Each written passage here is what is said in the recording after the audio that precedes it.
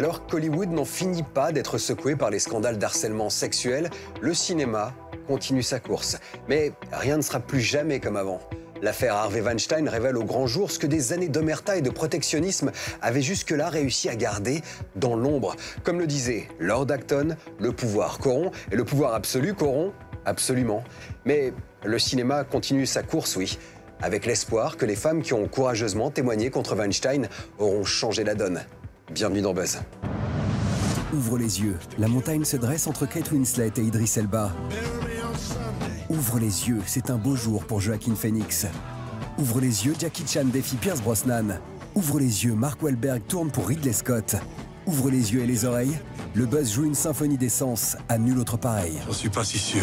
Une certitude, les héros du journal des sorties montent à l'attaque. Littéralement dans Borg McEnroe, l'histoire de la plus grande rivalité sportive que le tennis ait jamais connue. Symboliquement ensuite, avec The Foreigner, un jeu du chat et de la souris entre Jackie Chan et Pierce Brosnan. Cette semaine, les stars montent au filet.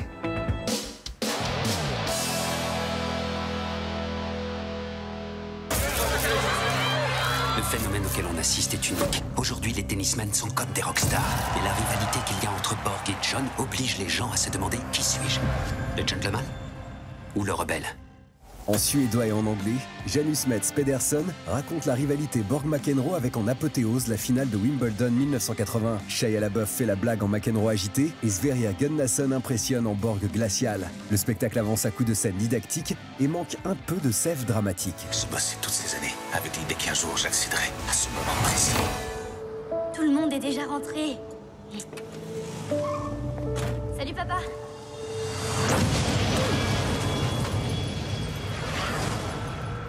Une explosion a secoué la ville aujourd'hui. The Foreigner, l'étranger du titre, c'est Jackie Chan opposé à Pierce Brosnan. Vieilli pour l'occasion, le comédien martial incarne un père qui perd sa fille dans un attentat et va tenter l'impossible pour mettre le grappin sur les responsables. Jackie au micro. C'est lui. Je veux les noms des poseurs de bombes. Martin Campbell voulait que l'action soit sérieuse, sans trop de fantaisie. En un mot, réel. On n'est pas dans la comédie d'action. Il fallait que ce soit lourd et dur. Jackie Chan prouve qu'il en a encore dans le ventre à 60 ans passés. Pierce Brosnan lui renvoie la réplique avec son élégance intemporelle. Un petit actionneur efficace. Vous ne savez pas à qui vous vous attaquez.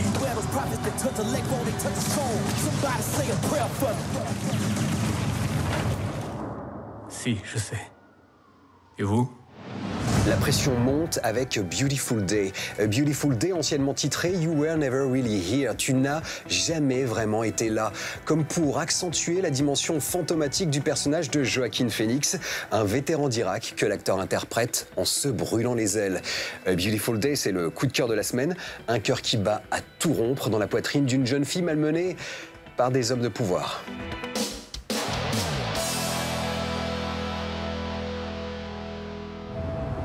Où passes-tu ton temps? Tu fais quoi? Toute la journée. C'est fait. A Beautiful Day embarque Joaquin Phoenix dans une odyssée sauvage à la Taxi Driver. Au programme, réseau de prostitution infantile, politiciens véreux et coups de marteau en pleine mâchoire. Et puis surtout, il y a Joaquin qui n'en finit pas de renaître devant la caméra, tel le Phoenix qu'il a toujours été. Vous avez des enfants, Joe? Nina. Elle s'appelle Nina. Si elle est là, je la trouverai. Il ne part pas sauver cet enfant parce que c'est son boulot, ni pour l'argent, ou parce qu'il est doué dans ce qu'il fait. Il le fait parce qu'il a subi un traumatisme par le passé. Plus jeune, il s'est senti impuissant parce qu'il n'a pas réussi à sauver sa mère et à se sauver lui-même. Et ce job, qui consiste à secourir ses enfants, le ramène à son passé. Regarde, tu vois cette fille? Elle est là-dedans? J'ai adoré la façon dont on a tourné ce film. On était libre d'explorer ce qui arrive à nos personnages. Vous savez, il y a une tendance qui consiste à s'en tenir strictement à ce qui est écrit dans le scénario. principalement pour des raisons de temps et de budget. Mais Lynn Ramsay est si courageuse. Sa volonté d'essayer des choses sans cesse sur le tournage, c'est quelque chose que j'ai vraiment apprécié. McCleary a dit que vous étiez violent. Ouais, je peux l'être.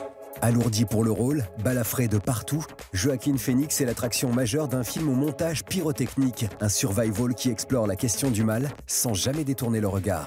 Joe, réveille-toi. C'est une belle journée.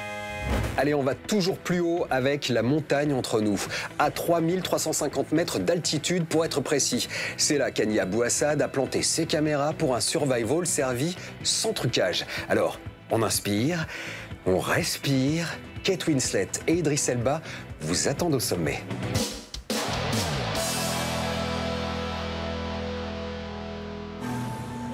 Vous faisiez quoi dans l'Idaho? Un congrès médical. Vous êtes journaliste? Ça explique toutes les questions.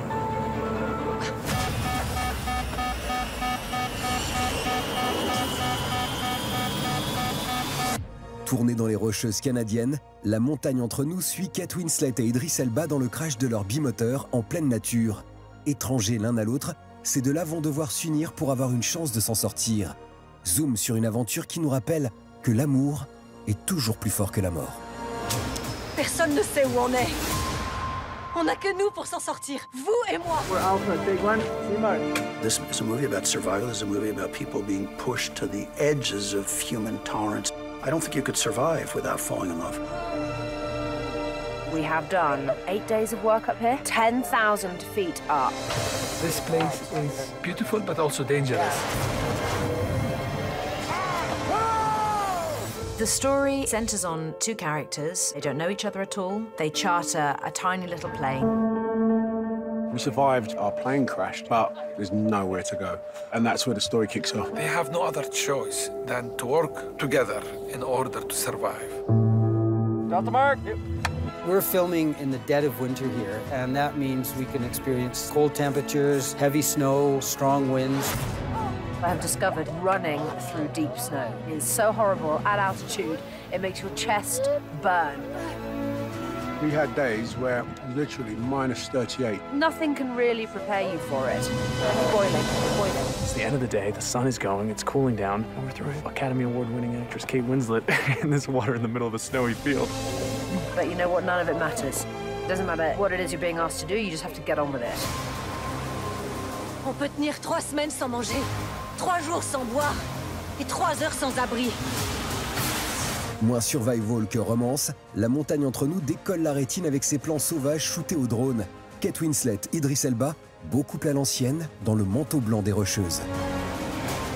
On va peut-être mourir ensemble. Et on se connaît même pas. On va pas mourir. Pas aujourd'hui. Allez, on passe à des histoires de famille avec tout l'argent du monde. Une histoire vraie, celle d'un milliardaire qui refuse d'aligner les billets verts pour sauver la peau de son petit-fils kidnappé. Ridley Scott shoot, Kevin Spacey, méconnaissable, compte ses sous, et Mark Wahlberg chasse les hommes masqués. Ce casting 4 étoiles vous donne rendez-vous à Noël. En attendant, on regarde les premières images.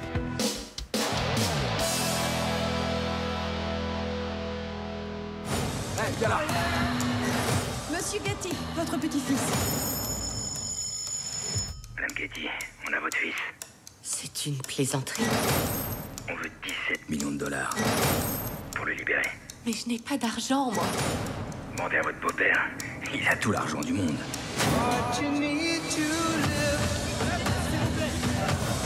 Monsieur Getty n'est pas disponible. Je suis désolée, Madame Getty. Je travaille pour Monsieur Getty. Je vais vous aider à retrouver votre fils. Je ne suis pas une vraie Getty. J'en ai seulement épousé un. Je me bats contre un empire. Il faut payer la rançon. En tant que mère, je vous implore de libérer mon fils. Il faut montrer qu'on est prêt à renoncer. Je ne peux pas renoncer. Monsieur Getty, combien êtes-vous prêt à payer pour récupérer votre petit-fils si ce n'est pas 17 millions de dollars? Rien du tout.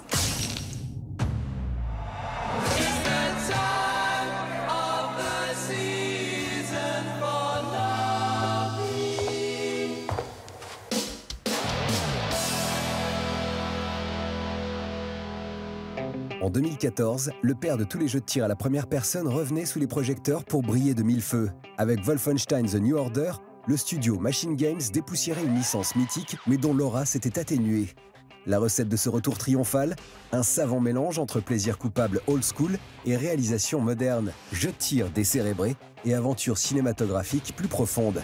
Bénéficiant d'une qualité d'écriture tout aussi précise, sa suite directe, The New Colossus, nous replonge dans le combat sans pitié du soldat Blazkowicz, qui, décidément, a la vie dure.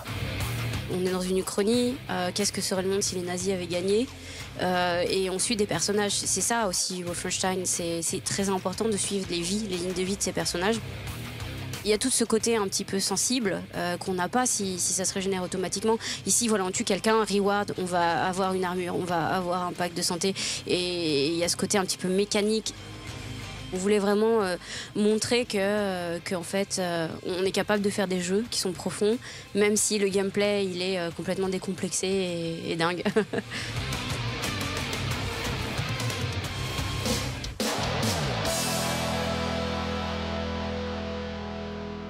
Vampires, zombies, sorcières, squelettes et autres âmes perdues à Satan ont toujours été là pour nous faire peur ou rire.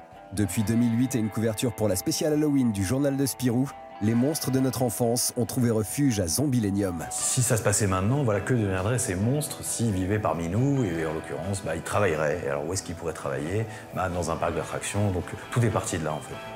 Aujourd'hui, la BD est adaptée sur grand écran dans un film qui reprend les enjeux de l'histoire, notamment la critique en filigrane d'une société française en pleine crise sociale. On l'a même accentué dans le film. Je pense notamment au conflit entre vampires et zombies. Dans le film, les vampires représentent un peu les 4 sup de la boîte, ceux qui ont les bons postes, etc. Les zombies représentent un peu plus le prolétariat. Ce sont deux médiums différents finalement, et nous, ce qu'on a conservé de l'un à l'autre, c'est l'univers, c'est les personnages, c'est le contexte. Mais après, évidemment, c'est dans la réalisation, voilà, ce sont deux choses différentes.